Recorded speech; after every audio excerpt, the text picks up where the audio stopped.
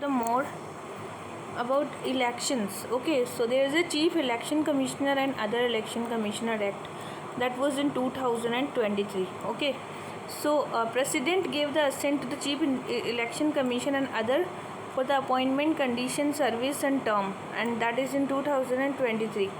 Selection committee क्या होती है? Chief Election Commission appointed by the President and इस सेलेक्ट कमेटी होगी जिसमें प्राइम मिनिस्टर होंगे, लीडर ऑफ अपोजिशन होंगे और यूनियन कैबिनेट मिनिस्टर्स होंगे. ठीक है.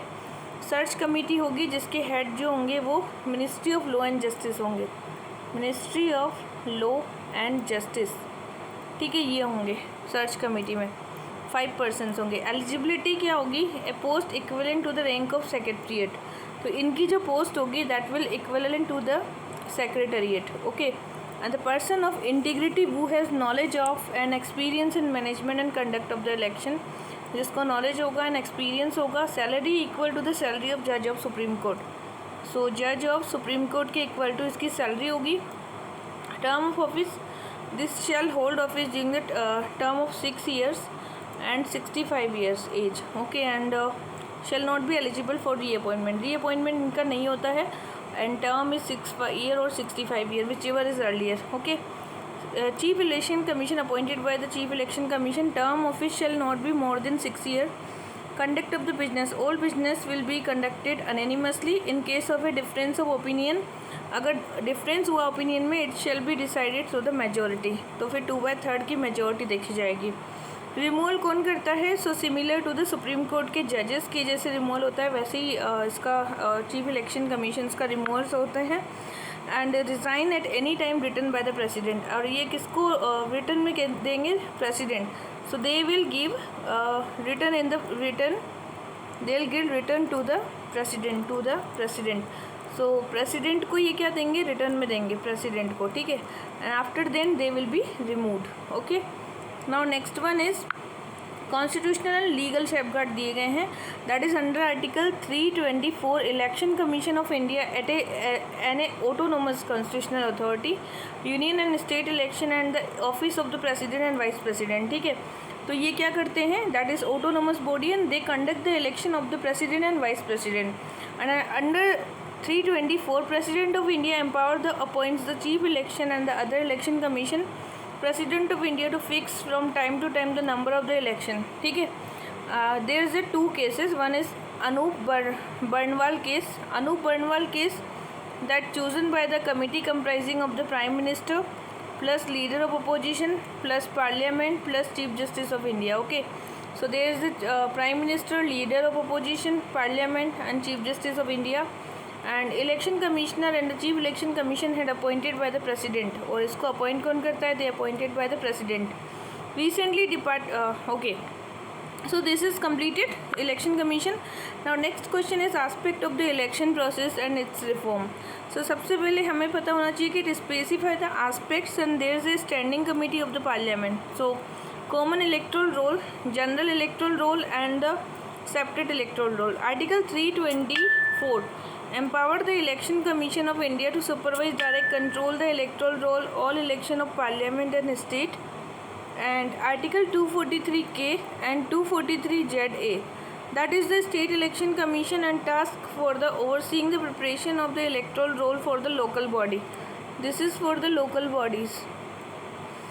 And representation of people act, that was electoral roll for the parliament and state assembly governed under the part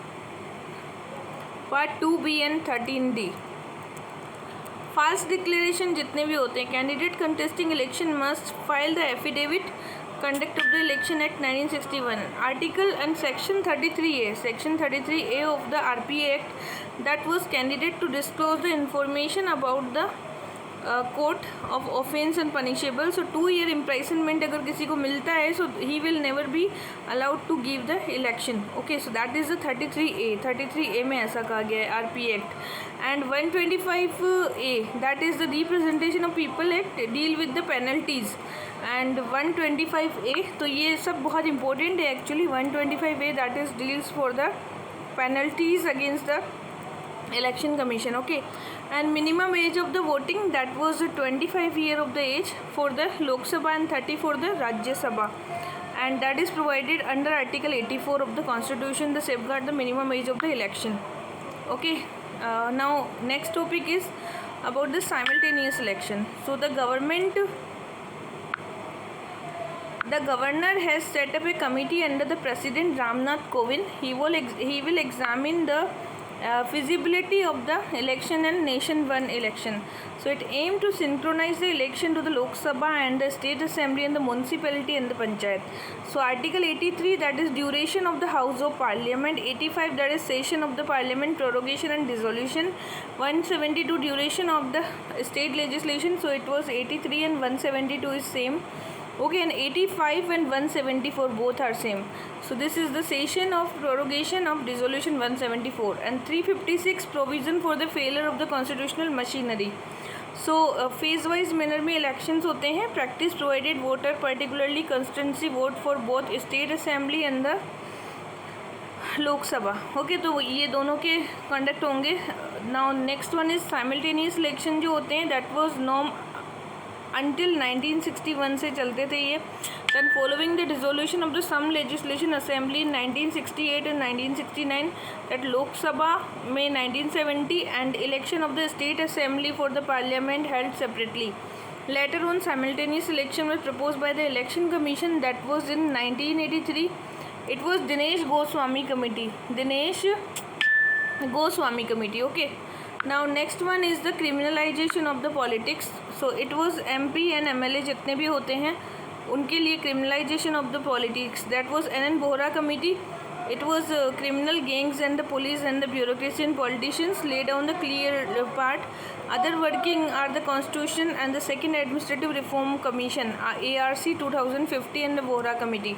So this Bohra Committee is describing us about the criminalization of the politics, and now there is a Kerala is the highest number of the MP in the criminal, and IIM Ahmedabad जो है that was established की गई है एक ADR का मतलब होता है Association for the Democratic Reform, and that was set up under the IIM Ahmedabad. Okay, and criminalization of the politics का मतलब होता है जो क्रिमिनल्स होते हैं they are law breaker and the corrupt in this political system. So legal safeguard provide किया जाता है, जैसे सेक्शन 8(3) जो है रिप्रेजेंटेशन ऑफ पीपल एक्ट, अगर 2 साल तक वो जेल में चले जाते हैं तो ये डिस्क्वालीफाइड हो जाएंगे for the 6 year upon the their release. 6 साल तक ये रिलीज तक डिस्क्वालीफाइड हो जाते हैं. अगला है ये तो है 8 and 3. Union and Association of the Democratic Reform, that is stated that electors have a fundamental right to be informed, and public that was 33(b). It is unconstitutional and void representation of people act. The section allowed the candidate to furnish information only under this act. Section 8(4) allowed the convicted MP MLA to continue the post provided the appeal against their conviction 3 months, and Lily Thomas case that was ruled this section of the unconstitutional. So in Lily Thomas case that was told about it is unconstitutional. Okay, and Public Interest Foundation, that was Supreme Court ordered the political party public the criminal records and the social media for handle the newspaper, and Ram Babu Singh Thakur, that was Election Commission, to report to the Supreme Court of any non-compliance of the political party. So what we discussed, section 8(1)(3), section 8(4), that is 3 months of the date of the judgment by the trial of the court. So this is MP and MLA to continue in the post provided the appeal against their conviction. And Lily Thomas case जो था that was important in this criminalization of the politics. So Lily Thomas case is important in this, and Union of India Association of Democratic Reform, and इसको unconstitutional बोला गया. Public Interest Foundation, Union of India, that was also there. Okay, so Ram Babu Thakur. And now electoral funding. What is electoral funding? So अब क्या हुआ कि supreme court ने recently बोला कि सभी जितने भी लोग हैं उनको सबमिट करना होगा erectile bonds like received by the political party. तो यहाँ पर इलेक्शन कमीशन ने एक इलेक्ट्रल बॉन्ड्स को जनरेट किया था इन 2023, एंड 2019 में association for the democratic reform is petition against the erectile bond scheme. उन्होंने अगेंस्ट बोला था 2009 में एसोसिएशन ऑफ डेमोक्रेटिक रिफॉर्म ने. ठीक है, now 23 political party open the bank of account necessary for the erectile bond. Okay, so erectile bond it is a interest free bearer bond होता है, ये क्या होता है, इंटरेस्ट फ्री होता है, ठीक है। So this is purchase by the company and individual of India authorize branches of State Bank of India से इसको आप परचेज कर सकते हैं। This is a interest free bearer bond होते हैं। इसमें यूनियन गवर्नमेंट ने इसको 2017 एंड 18 में लाया था। सोल्ड किया गया 1000, 10,000, 10 लाख, 1 करोड़ तक। परचेस होगा KYC, मतलब आपको KYC करवानी होगी, नो योर कस्टमर। एंड उसके बाद में परचेज़ करोगे तो 10 दिन तक ये अवेलेबल होंगे, जो कि जनवरी, अप्रैल, जुलाई और अक्टूबर 4 मंथ है, जनवरी, अप्रैल, जुलाई एंड अक्टूबर। ट्रांजेक्शन जो होते हैं carried out via the cheque digitally, आप चेक भी दे सकते हैं, डिजिटली भी खरीद सकते हैं। द आइडेंटिटी जो डोनर की होगी वो कॉन्फिडेंशियल रखी जाती है। And risk retaliation intimidation for the political affiliation. Okay, now national party status, citing the electoral symbol, preserving the allotment order, which is criteria for recognition of the Election Commission of India. So Bharatiya Janata party, Indian national Congress हो गया, Samajwadi, communist party, Marxist, national people party and आम आदमी party, ये 6 party होती है जो कि national party है। अब नेशनल पार्टी कैसे बनती है, तो vote in the Lok Sabha, A party should secure 6% तो वोट होने चाहिए लोकसभा में, एंड एटलीस्ट 4 मेंबर्स होने चाहिए लोकसभा में, ठीक है, 6% एंड 4 मेंबर, और it should be 2% total Lok Sabha and have candidate not less than 3, 2% होंगे लोकसभा में और नॉट लेस देन 3 सीट्स होंगी, 3 स्टेट्स के अंदर इसकी पार्टी में मतलब अब प्रेजेंटेशन हो, ठीक है। इसके अलावा है कि बेनिफिट्स क्या होंगे नेशनल पार्टी को, तो इनको मतलब सिंबल दिया जाएगा throughout the India, need only a person whose candidate name is file nomination, get broadcasting दी जाएगी लाइक इलेक्शंस के लिए, can have the 40 star campaign, और इनको क्या दिया जाता है 40 star campaigns. Okay, so this all are the benefits of the party. And other than this there is मतलब 20 स्टार कैंपेन भी हो सकते हैं। स्टार कैंपेनर्स क्या होता है, देखो इलेक्शन कमीशन ऑफ इंडिया में एक मॉडल कोड ऑफ कंडक्ट होता है। So this model code of conduct का मतलब क्या होता है कि all star to remain within the model code of conduct and they are nominated by the political party, and ये कॉन्स्टिट्यूशनल के अंदर मतलब सेट ऑफ द कॉन्स्टिट्यूंसी होती है, उसमें स्टार कैंपेन को चुना जाता है। They are under the code of conduct, no low governing who cannot be made the star campaigner but communicated to the chief election officer को इसको कम्युनिकेट किया जाता है। Then after then representation of people act में लाया जाएगा, recognise किया जाएगा 40 स्टार कैंपेनर से।